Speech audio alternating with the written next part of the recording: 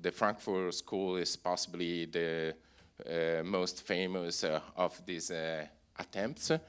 And there are also famous applications of this kind of realist pattern, like Lazarsfeld and the idea of elections, which were not that dominated by the media as the Vulgata will say.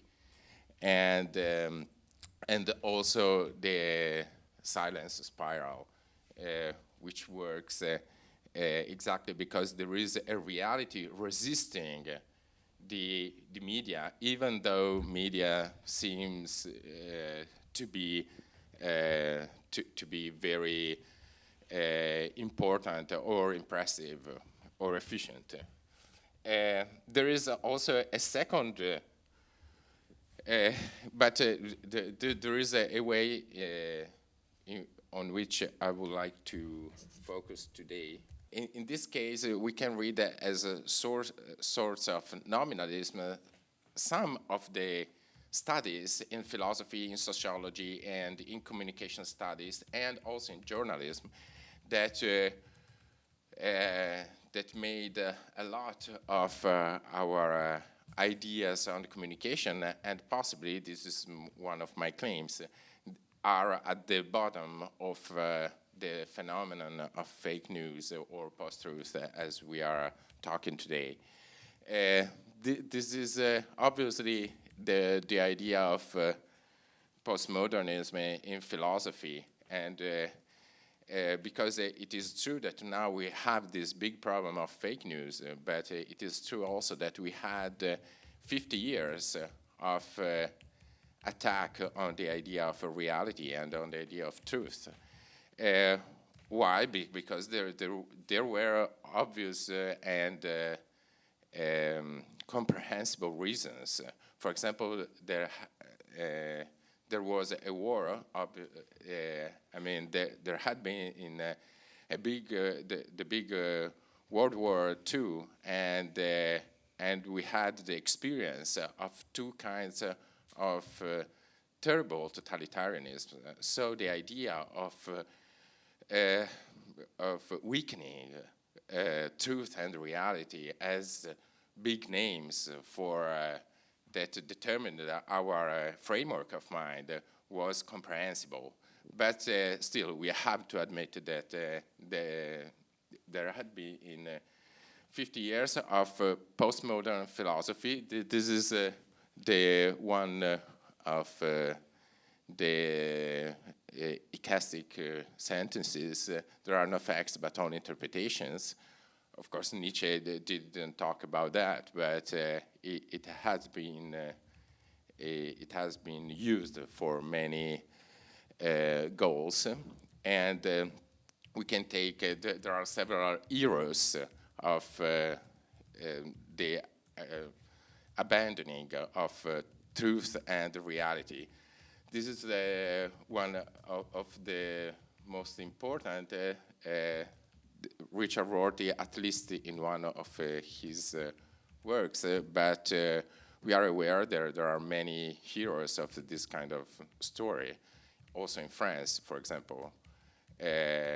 Foucault, Derrida, and we have also, and we have this kind of framework all around the world. The idea, the liberal ironic is interesting because the idea is that we have parallel truths. This is we can have truth in personal truth and public truth, and they are different from one another, and it's a matter of vocabulary, which was something that was fantastically said by Kenyan Calloway, cited yesterday, when she said we have alternative facts. And she said that when she said that, then she said also, okay, I learned that from your schools. That means the liberal educated schools. So what? Of course, there is not only philosophy, there is also sociology, And Nicholas Luhmann is one of those who expressed the idea of social reality is constituted by and through communicational processes. And we have different extremes of that. Also, there is the whole idea of the hegemonic code, and of course, there is also this inspiring idea, which by McLuhan, that medium is the message. That, of course, it has a lot of interesting view in it, exactly as postmodernism has, and it is comprehensible, but surely it undermined the idea of the relationship between truth and reality. Also, there is a history of journalism. Yesterday, I hoped to have a little more of this, because of course there are problems with journalism which are both theoretical and practical problems. Some of the practical problems are that there is a publisher politics. Yesterday I was referring the case of the Fiat, the automotive fabric in my hometown, which this kind of industry asked the Family Journal, which is one of the main Italian newspapers, to not to talk badly about the football club, which is owned by the same family, or and of course about cars. But also there is a cultural hegemony. So this is a little bit something that was said yesterday, that journalists come from same schools and same environment, so they share the same ideas. And it's difficult to get out of this kind of framework. If you think that, for example, in the US, 94% of university professors voted for Hillary Clinton. So it is easily detectable that there is a different kind of understanding than in the usual society. Also, labor organization make impossible to be objective, and sometimes this is something that my colleagues, sometimes my friends who are journalists say often, that is impossible for them to be objective because they have no time. They cannot miss the news, and so they cannot verify it.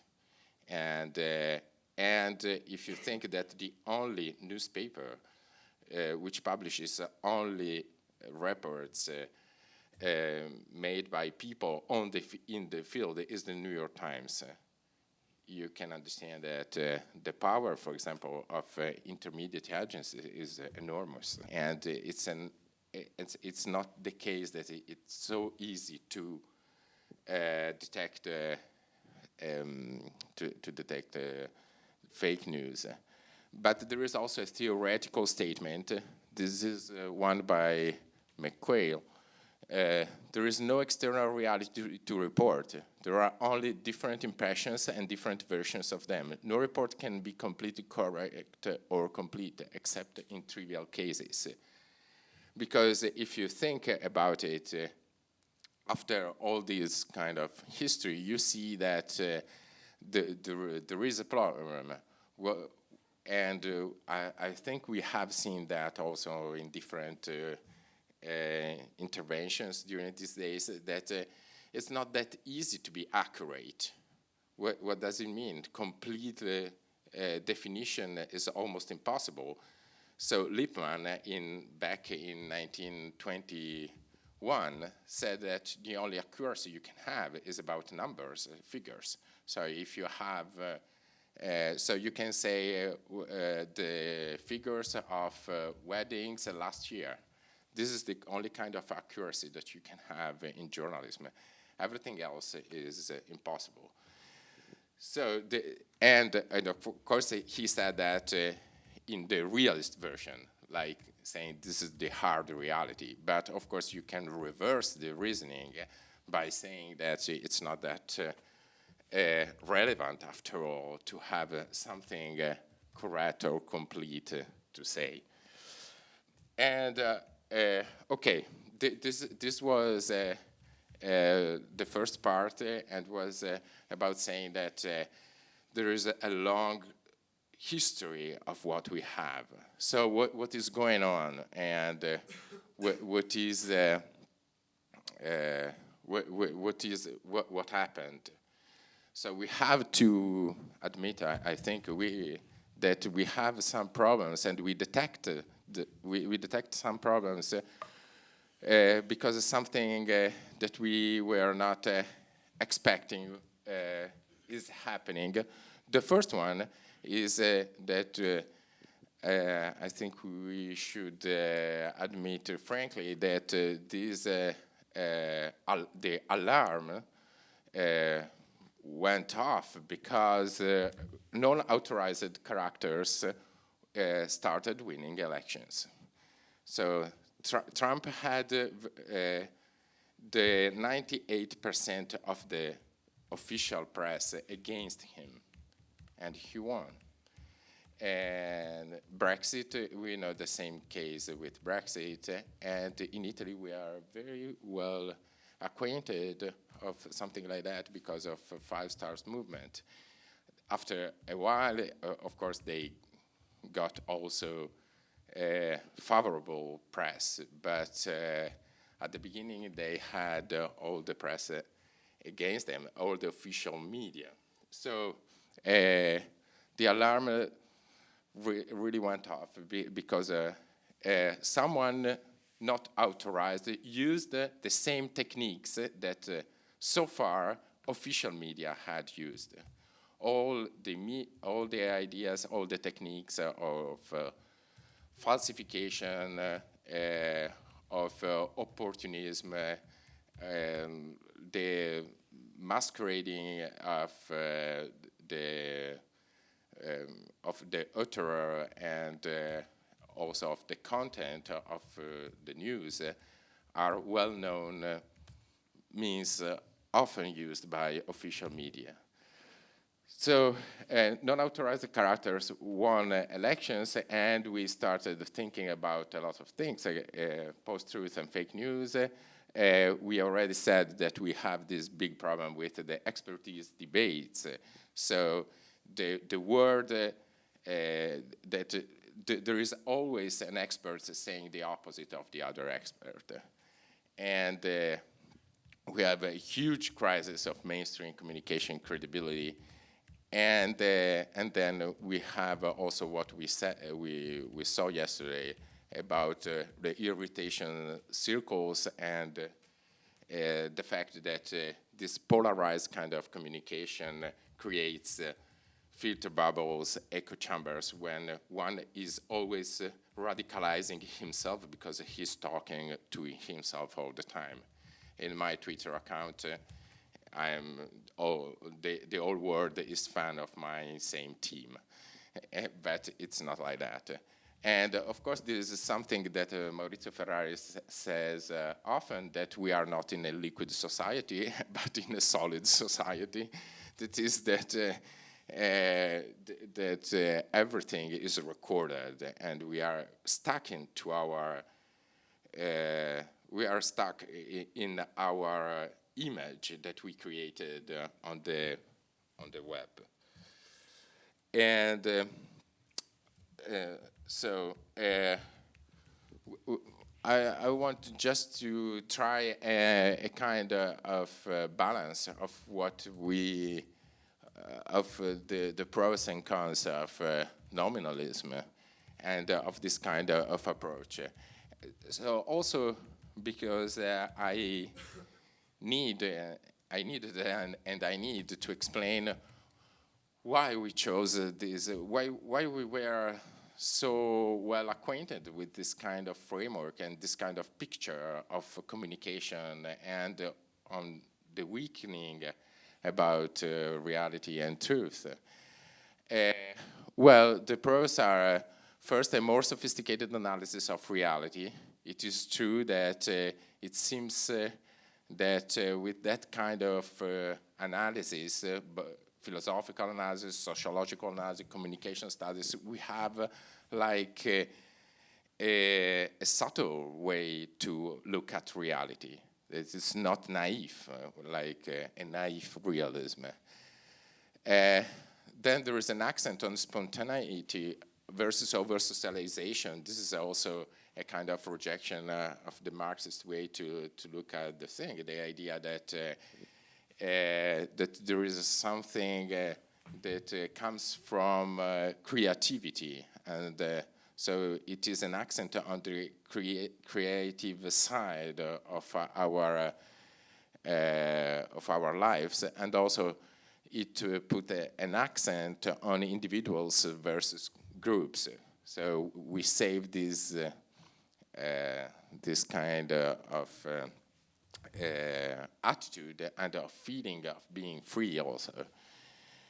It goes also with a kind of interpretation of freedom as complete self-determination. And there is also a keener explanation of communication, because at least there are many tools that one can use and can explain. And finally, there is the idea of marching with history. This is something that Obama said frequently, that you are on the right side or on the wrong side of history. So, and the idea is that if you take this kind of attitude toward communication, reality, truth, you are marching with history, so you are on the good side of history. And on the other hand, we have some problems that we are looking at in these days. A weak subject. A weak subject means that, of course, this idea of credibility seems to also to come from the general weakness, because it's true that you can create, a weak, sorry, there are a couple of typos, I'm sorry. It was also in the, no, it was weak in another sense. But of course, the idea is, that you have no criteria for truth, and so you can choose. You never know what you are choosing or what you are doing, because everything is possible. You never know, and it's not a main way, but it is a fake way to look at security. This is Evan Williams, the founder of Twitter, who said at a certain point in an interesting interview, said, well, when we started with the web, we thought that human beings were better than they are in reality. So we didn't think that we need security, for example. In the literal quote is that he said, in our houses we have locks and doors, and we didn't think we need that on the web, because we don't know, because this is difficult, hard to say what they thought about that. So obviously, my idea is that we need. I think that the cons are are stronger than the prose of this kind of accent. But of course, we need a kind of realism that uses and keeps also everything that we had discovered with the other attitude. So these are what are the solutions, and I'm going to finish in. So this is more critical thinking and mainstream media. This was a video, but I think about more critical thinking, but I think we had enough yesterday about the huge amount of initiatives which have the aim to promote control on sources, more critical thinking means in this case you have to doubt that everything you receive is reliable. And of course, one of my critiques, this comes from the pragmatist side of my studies, I guess. It is that, well, if the problem comes also because we doubted reality and truth from in the last 50, 60 years, also it's not a good solution to say that we have to doubt even more what we have. So, because critical thinking, it's difficult to think about it. I discussed it a lot with the director of the Bocconi University, who put courses of critical thinking everywhere. But it's hard to say that we are. This is going to be useful if you don't change your mind about what critical is, and at the end, critical. And it's not true that this is enough to avoid bullshit, because sometimes, as you can tell from ideology, the history of ideologies, intelligent people are usually the first to fall into this kind of trap.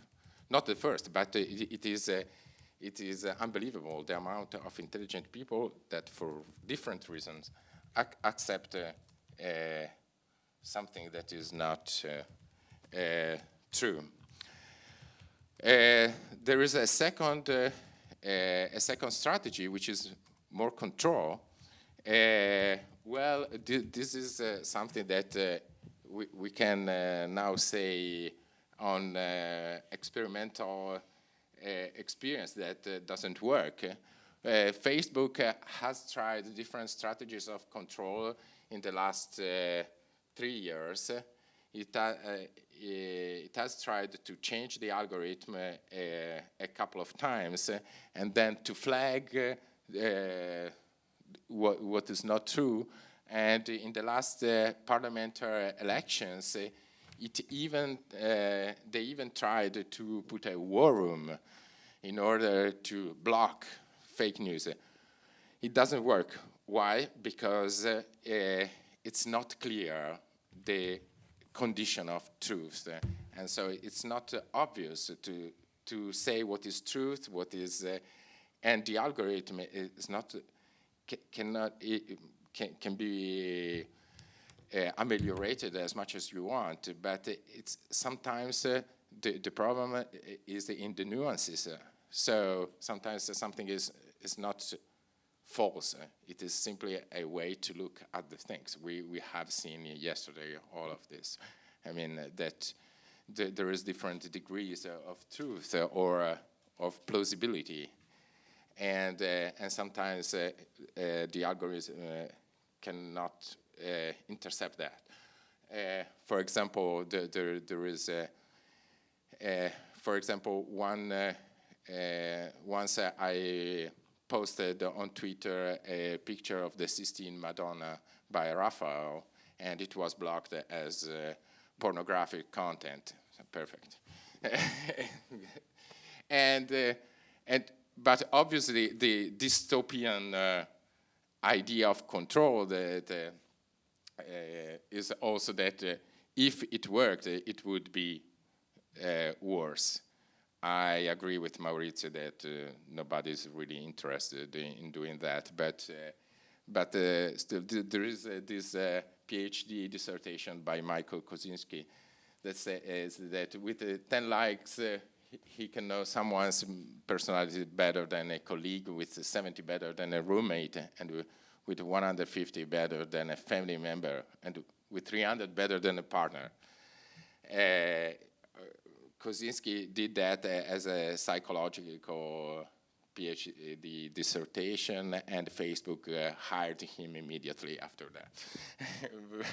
I think they wanted to know if it is possible. Now, a different solution, and I'm going to stop. So a rich realism and a critical thinking rooted in living communities. I try to explain that. So rich realism means that, of course, the contents of that we post on the web are somehow real, and also the reality that we are forging with our with our technological tools has a reality. So it's not simply that we can despise that as a naive realism would do, like, oh, a lie, this is a lie. So there is this intertwining between reality and knowledge. And I'm not going to stop on this, but of course this is exploiting the idea of the difference between real and existent, which is grounded in medieval philosophy and also in Peirce's philosophy, which is that real, like characters, for example, can be real, and there are different ontology. Existent is what falls under the principle of contradiction, and excluded third, while we have also possibilities, and we have necessities, and we have different modalities of reality. Then this kind of realism should consider technology as part of human reality. This is because it has a phenomenological and a semiotical structure that we can detect and signal. And this is the point I wanted to underline. And our ways of constructing reality, also with our technological tools, is a way to understand through an action, a meaningful action that we do. And this kind of understanding and of meaningful action I call gesture, from the Latin gero, that means to bring what? To bring a meaning. So this is why, and this is part of what Maurizio was saying before, that this is why we prefer, in any case, the way in which we are doing it, even though we know everything about security, privacy, all the facts that everything has.